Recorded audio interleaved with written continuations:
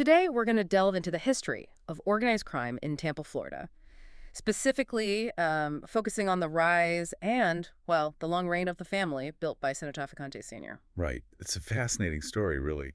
Tampa in the early 20th century, it wasn't dominated by just one group. You had figures like Charlie Wall, Ignacio Tenori.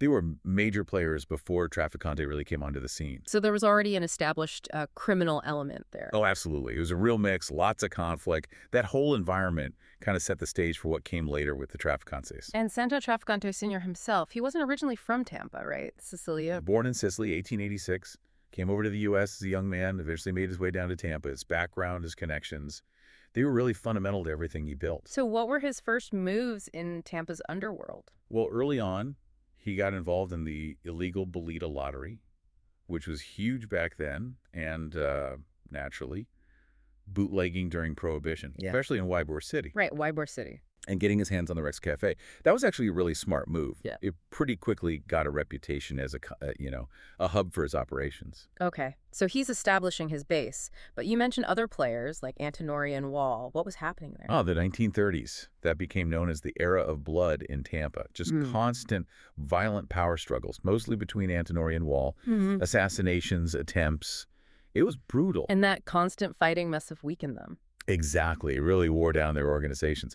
Then the key moment came in 1940 when Antinori was killed. Okay. With Antinori out and Wall's influence already fading because of all the conflict, it left this opening, a power vacuum. And Trafficante Sr. stepped in. He did. He moved strategically, consolidating power throughout the 1940s. He wasn't maybe as flashy as the others, but he focused on those core rackets, built a solid foundation.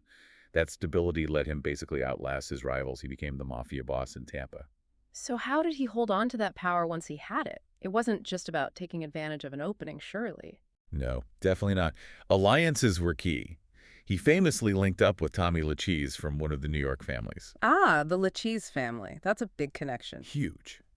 It gave outside support, legitimacy in that world, and apparently it also helped get his son, Santo Jr., trained up in the ways of the organization. And Trafficante Sr. himself had a certain reputation. Very much so.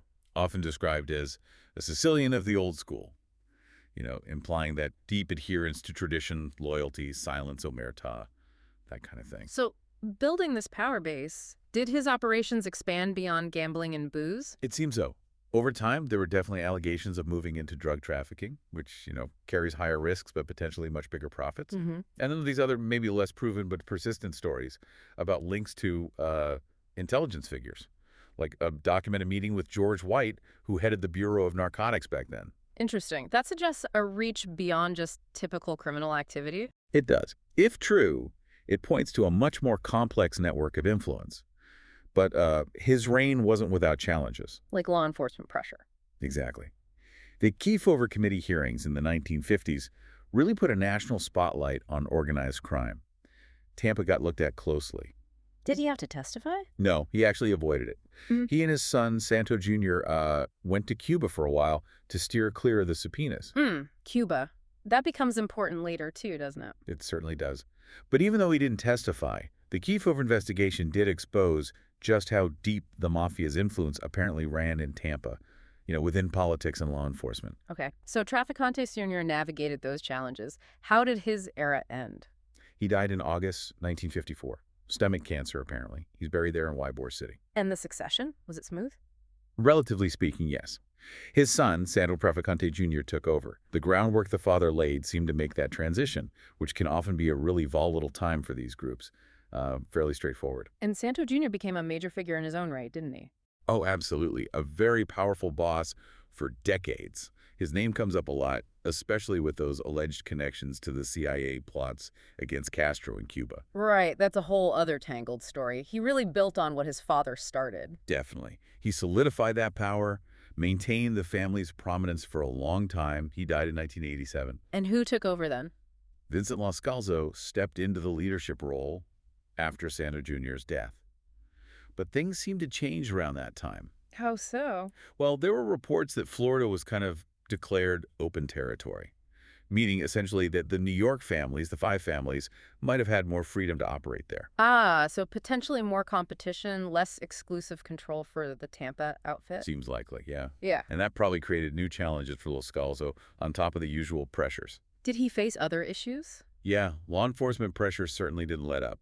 There were arrests, and combined with that growing influence from the New York families, it really seemed to chip away at the Tampa family's long-standing dominance. The power structure was definitely under strain. So what's the status now? Or at least more recently? Well, by the late 2000s, most accounts suggested the Trafficante family's influence had significantly diminished. Members getting older, maybe difficulty recruiting younger guys. So a decline from its peak. A noticeable decline, yeah. The organization that was once so central to Tampa's underworld seemed to be, well, fading somewhat from that primary position. It really is quite a trajectory when you lay it all out, from Trafficante Sr. building it up in that chaotic early environment, Through Junior's long reign and those stranger-than-fiction connections. to the later challenges and apparent decline under Los Scalzo. It really highlights how fluid these things are. Power shifts, circumstances change. Absolutely. It shows the perhaps inherent vulnerabilities in these kinds of organizations. You see this pattern, this cycle of rise and fall again and again in organized crime history. It's driven by so many factors: leadership, external pressures, societal changes. It really makes you wonder, what are the key ingredients? What ultimately decides if an organization like this thrives for decades or just sort of fades away?